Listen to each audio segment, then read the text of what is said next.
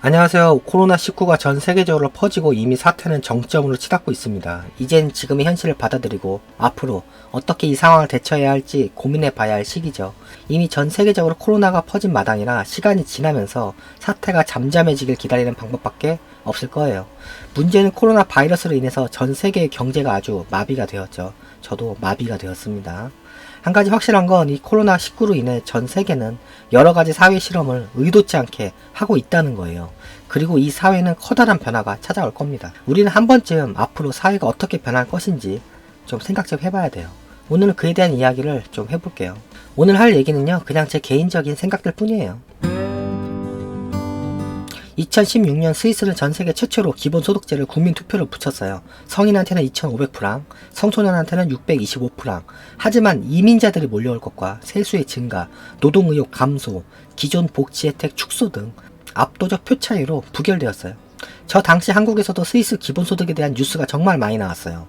당시 스위스의 기본소득을 좌파의 포퓰리즘이라고 말하는 사람들이 참 많았죠. 뭐만 하면 다들 정치적인 프레임을 씌워버립니다. 우리나라 이야기도 아닌데.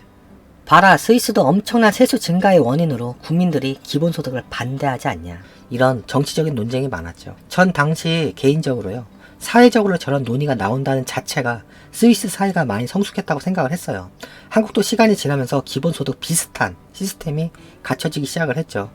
학교 무상급식과 유치원비 지원 혜택 등을 보면서 언젠간 한국 사회도요, 서서히 기본소득 국가로 가겠다는 생각을 했어요. 이미 한국도 아이가 많은 저소득층 가정을 국가가 많이 도와주는 걸로 알고 있습니다. 김상곤 교육감이 당선되면서 무상급식 논의가 불붙기 시작을 했고요. 오랜 시간 엄청난 정치적 논쟁을 불러일으켰죠. 당시 오세훈 서울시장은요, 무상급식을 굉장히 반대했어요. 자신의 시장직을 내걸고 퇴삭방을 제안을 했죠. 당시 오세훈 서울시장은 무상급식을 굉장히 반대를 했었습니다. 자신의 시장직까지 내걸었었죠.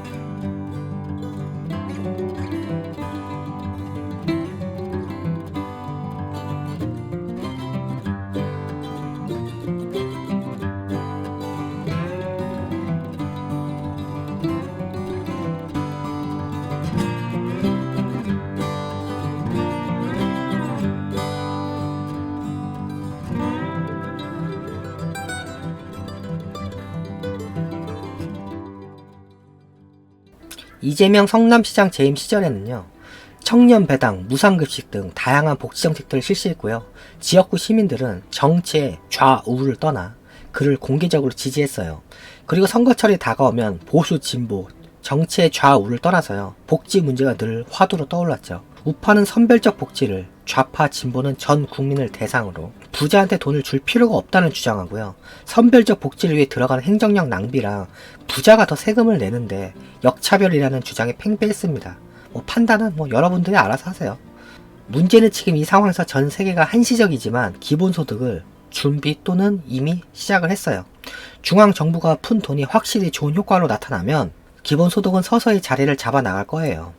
효과가 없다는 게 증명이 되면 소위 좌파 포퓰리즘이라는 주장에 힘이 실릴 거고요. 저는 무역도 하고 전국을 상대로 자영업을 하면서요, 그 누구보다도 우파 좌파 정권의 집권과 기술 발전에 따라 사회가 어떻게 변화하는지 몸소 체험한 사람 중 하나예요. 기술의 발전과 정보통신의 발달로요, 직장에서 밀려나고 내 밥 그릇을 뺏기는 결과를 보면서 기본소득에 대한 생각을 오래전부터 해왔습니다.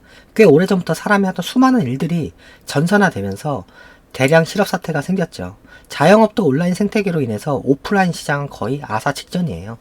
저도 그래서 힘들어진 사람 중에 하나고요. 쿠팡에서 일을 하지만 대부분 전산화되어 있고요. 사람이 하는 일은 물건 분류, 주문 물건 찾기, 레일에 실린 물건, 탑차에 쌓기, 이런 게 답니다. 그리고 쿠팡 시스템이 노동자의 노동 생산성을 다 체크하고요, 데이터화해서 온라인 게임처럼 개인의 능력이 수치화되어가는 무서운 세상이 다가오고 있어요.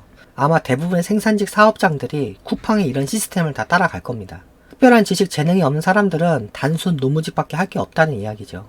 기업이 물건을 팔려면 물건을 사줄 소비자가 필요한데 소비자들이 취업이 안 돼서 백수들이라면 안 되겠죠.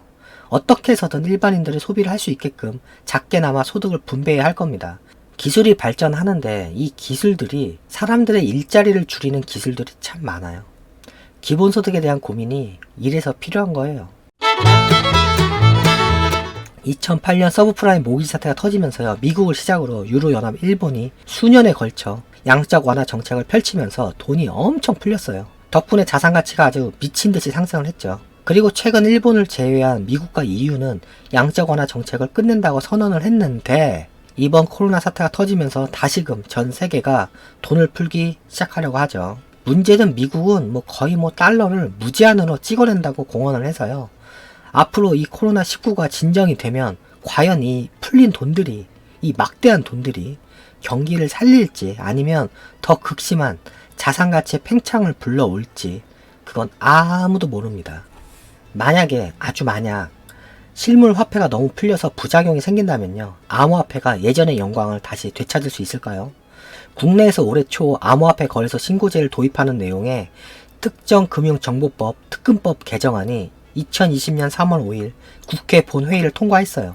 과거에는 아무나 홈페이지 만들듯 거래소를 만들 수 있어서 인위적으로 시세 조작 등이 가능하고, 소위 먹튀를 해도 딱히 처벌할 법이 없었죠. 이런 거 말고도 부작용들이 굉장히 많았습니다. 이제는 제도권 안에서 법의 규제를 받는 거예요, 암호화폐가.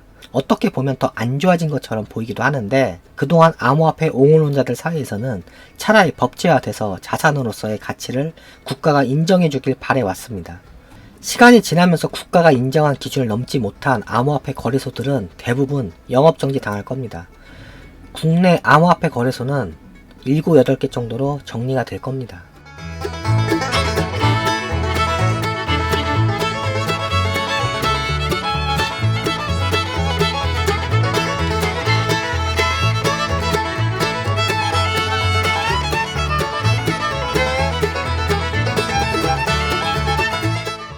그리고 대부분의 일반 사람들이 암호화폐가 단순히 온라인상에서 쓰이는 가상의 화폐로 아는데, 설명하자면 굉장히 길어지고 복잡하지만, 수만 가지의 암호화폐가 있지만 몇몇 개발이 활발히 진행되는 코인들은 자기들만의 생태계를 갖고 있어요.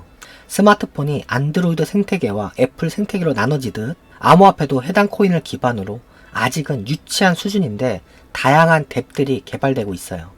비트코인의 시작은 리먼 브러더스 사태 이후 부도덕한 기존 은행 시스템을 견제하기 위해 생긴 거라는 건 다들 아실 겁니다. 실물 경제에 미친듯이 풀린 돈은 분명 여러가지 형태로 사회 부작용으로 나타나요. 실질적으로 트럼프 대통령의 돈을 미친듯이 풀기로 했잖아요. 기업들 입장에서는 이번 코로나 사태가 꼭 손해보는 장사는 아닐 거예요. 이런 상황에서 기존 화폐 시장에 어떤 변화가 생기지 않을까, 꼭 암호화폐가 아니어도 다른 무언가가 생기지 않을까 조심스럽게 예측해 봅니다. 소상공인들 중에서 지금 매출 빵원이나 다름없는 자영업자들이 참 많습니다. 그럼 최소 500에서 1000만원 사이가 매달 적자가 날 거예요. 국가에서 지금 소상공인 대출 해주지만 이걸 받아서 짧으면 4개월, 길면 6개월 지난 이후에도 매출 회복을 못하면요, 줄줄이 이제 진짜 폐업을 할 겁니다. 소상공인은 감히 남의 밑에서 일을 못하겠죠. 회사에서 밀려난 중년들이 대부분일 겁니다. 그래서 사업을 시작한 거죠. 가진 자산으로 아주 가늘고 길게 버티고 버티다가 더 이상 버티지 못하면 부동산 자산은 경매로 나오겠죠. 올 겨울이 지나면 가장 경매하기 좋은 시절이 올 겁니다. 솔직히 자영업자들은요, 코로나 이전부터, 아주 몇 년 전부터 상황이 되게 안 좋았습니다. 제 주변에도 빚으로 버티는 사람들이 많았어요. 경기가 안 좋아져서 어려워졌다기보다는요, 오프라인 시장이 무너지고 온라인 시장이 커졌는데 그에 대응하지 못했던 사람들은 지금 다들 어렵습니다. 코로나로 인해서 자영업자들이 어려워졌다기보다는요, 코로나로 인해 그동안 어려웠던 사람들이 폐업을 굳힌 사람들이 많아요. 이번 코로나 특별 대출을 생산적인 곳에 투자하는 것이 아니라 그냥 버티기로 그 자금을 쓴다면요, 잠시 폐업의 시간만 늦춘 거예요. 앞으로 짧으면 1년, 길면 3년간은 큰 혼란이 오겠죠. 시장은 리셋되고 좋은 타이밍에 사업을 시작한 사람과 기존에 잘 버틴 자영업자들한테는 엄청난 호황이 다시 찾아올 겁니다. 저도 리먼 사태 직후 2009년부터 2014년까지가 굉장히 좋았어요. 2019년 8월 이후에 사업을 시작한 사람들이 진짜 안 됐어요. 노력이고 나발이고 시작도 못 해보고 망해가는 사람들이라 이런 재난이 모두한테의 불행은 아닐 거예요. 어떤 이한테는 기회일 수도 있습니다. 한 가지 확실한 건 기존 질서가 무너지고 새로운 질서가 생겨날 겁니다. 아시겠죠? 그럼 이만 영상을 마치겠습니다. 다음 영상에서 봐요. 안녕히 계세요.